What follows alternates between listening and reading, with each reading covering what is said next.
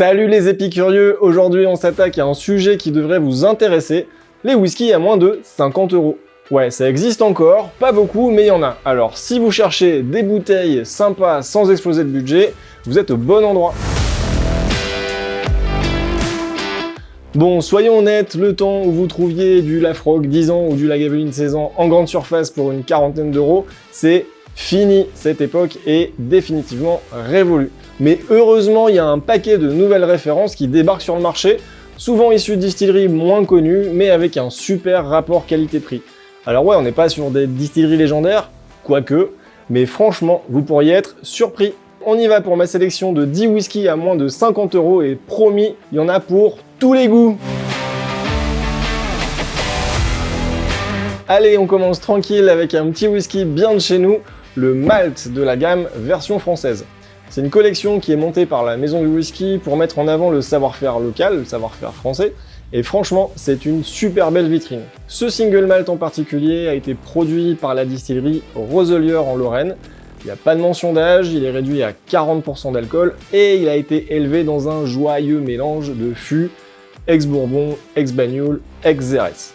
Alors oui, c'est pas le whisky le plus vieux du monde, on sent un peu de fougue, de fraîcheur, mais c'est vraiment propre, c'est super bien foutu, sans défaut et surtout équilibré.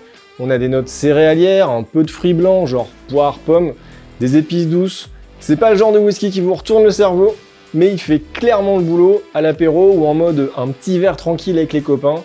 Et puis franchement, pour le prix, vous risquez rien, ça coûte moins de 35 €. Direction le Japon maintenant avec le Koriyama Blend. Il nous vient de la distillerie Asaka, celle qui produit aussi le whisky Yamazakura pour ceux qui connaissent. Et là, on est sur un whisky assez atypique au niveau de la recette. On est sur 93% de maïs et seulement 7% d'orge. C'est quasiment un corn whisky à la mode japonaise. Il est vieilli en fût de chêne neuf et en ex-fût de bourbon, puis réduit à 40%. Le résultat, c'est un whisky ultra doux, hyper accessible, tout en rondeur.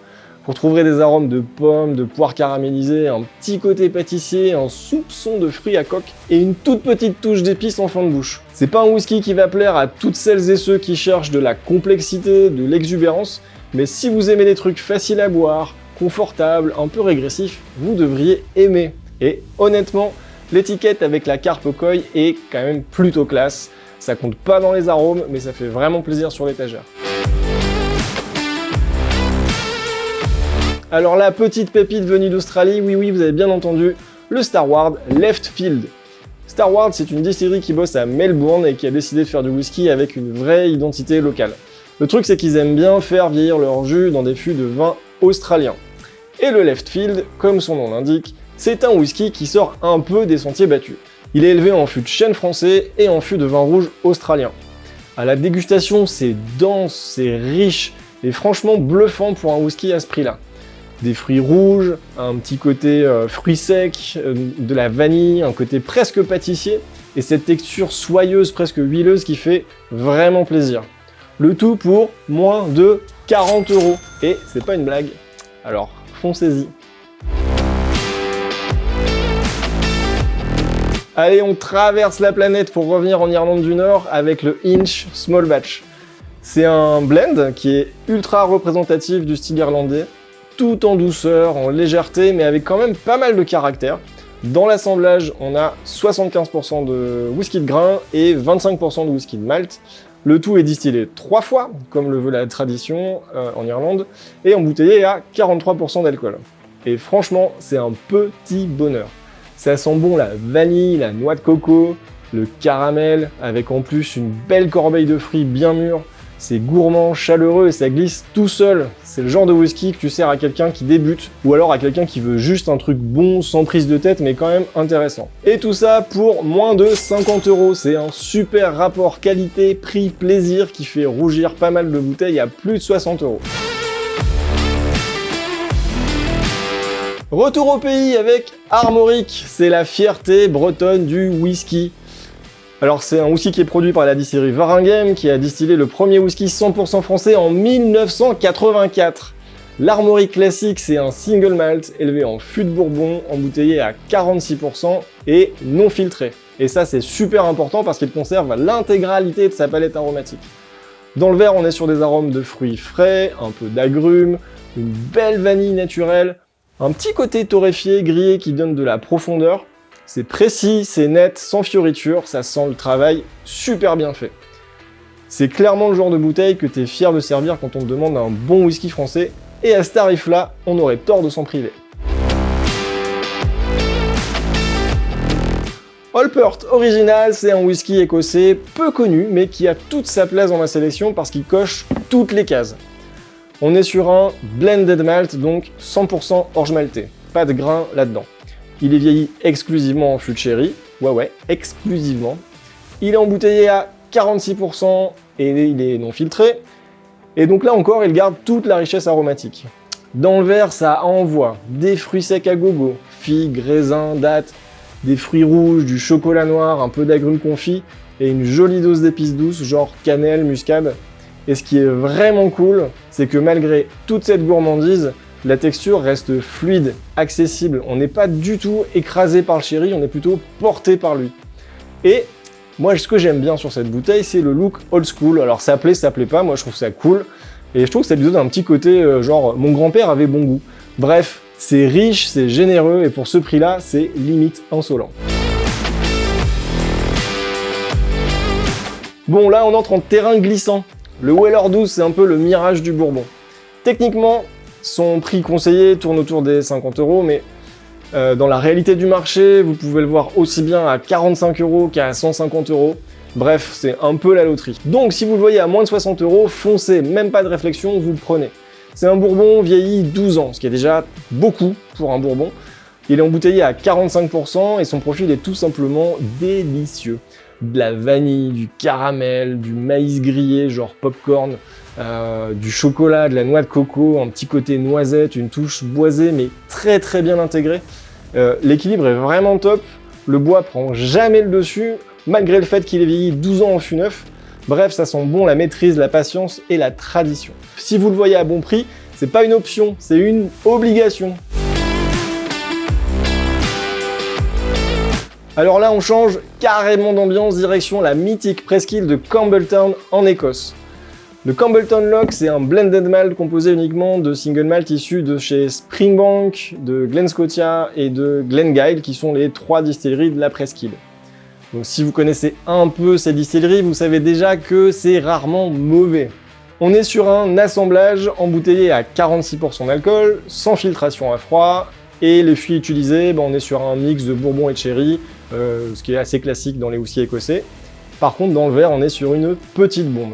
On retrouve la signature de Campbeltown, un côté minéral, légèrement salin, une tourbe légère, mais qui est quand même bien présente, on ne peut pas passer à côté. Un côté biscuité, pâtissier, des fruits blancs, un soupçon de caramel, des agrumes et même un petit côté pâte d'amande. Et tout ça, c'est enrobé de cette fameuse fumée qui lie tout ça, là, c'est vraiment un pur délice. C'est le genre de whisky qui a une vraie identité, qui cherche pas du tout à plaire à tout le monde, mais qui va séduire les amateurs en quête de caractère. Et franchement, à moins de 50 balles, avec ces distilleries-là dans la bouteille, on serait fou de s'en priver.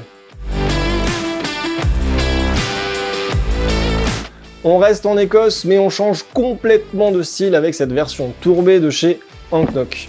Si vous connaissez la version Pitart, dont j'ai parlé dans une précédente vidéo, là on est sur quelque chose de plus doux, de plus arrondi, mais toujours avec cette petite fumée bien placée.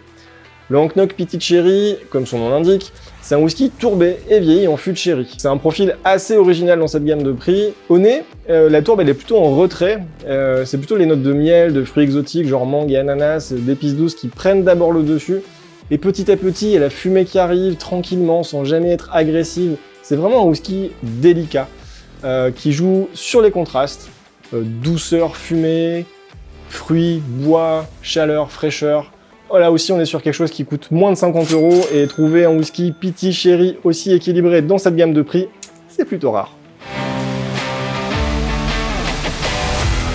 On termine en fanfare avec cette petite bête, le Wee Beastie d'Ardbeg. Si vous connaissez un peu la distillerie, vous savez déjà que c'est pas des rigolos niveau tourbe. Et là, ils nous sortent un whisky de 5 ans, 5 ans, et ils l'assument carrément sur l'étiquette. Bon, faut dire que quand on voit le résultat, ils ont bien raison. Ce petit monstre est élevé en fût de bourbon et en fût de sherry, et il est embouteillé à 47,4% d'alcool, et c'est un concentré de puissance. Dès le nez, on a l'impression d'être collé au barbecue. Tourbe grasse, fumée épaisse, charbon, bacon fumé, goudron, bref. Ça a l'air bon, ça. Mais derrière, il y a des notes aussi un peu plus fraîches, comme l'eucalyptus, l'agrume, la pomme verte, et même une petite douceur qui vient calmer le jeu en fin de bouche. C'est pas un whisky pour les timides, on va pas se mentir, mais pour les fans de tourbe, c'est un must-have. Et franchement, le fait qu'ils aient osé sortir un whisky aussi jeune, mais aussi bien foutu, franchement, moi je dis bravo. Et pour moins de 50 balles, c'est un grand oui. Goûtez-le et vous verrez pourquoi il porte si bien son nom. Et voilà, on a fait le tour. 10 whiskies à moins de 50 €, chacun avec sa personnalité, son histoire, ses petits trucs à lui. Il y en a pour tous les styles, tourbé, fruité, sherry, bourbon, français, australien, japonais, écossais, bref. Vous avez de quoi explorer sans hypothéquer votre baraque. Et si vous avez des coups de cœur dans cette gamme de prix, dites-le moi en commentaire. Ça m'intéresse carrément et ça pourrait aussi aider d'autres curieux. Et comme toujours, le petit pouce bleu, l'abonnement, la cloche si vous êtes chaud, ça aide énormément la chaîne et surtout ça nous donne de l'énergie de continuer à vous partager tout ça. Un dernier mot, le monde du whisky traverse une période un peu compliquée en ce moment, il y a beaucoup de distilleries qui galèrent, mais ça devrait se répercuter de manière positive sur le consommateur, parce qu'en 2025, on voit déjà quelques références qui baissent de tarifs. Donc peut-être que dans les mois ou les années à venir, on va revenir à un marché un peu plus raisonnable. En tout cas, on croise les doigts pour que ça revienne à la normale, mais aussi pour que la distillerie puisse passer cette tempête sans trop d'accro. En attendant, prenez soin de vous, buvez bon et à très vite pour une prochaine vidéo. Salut!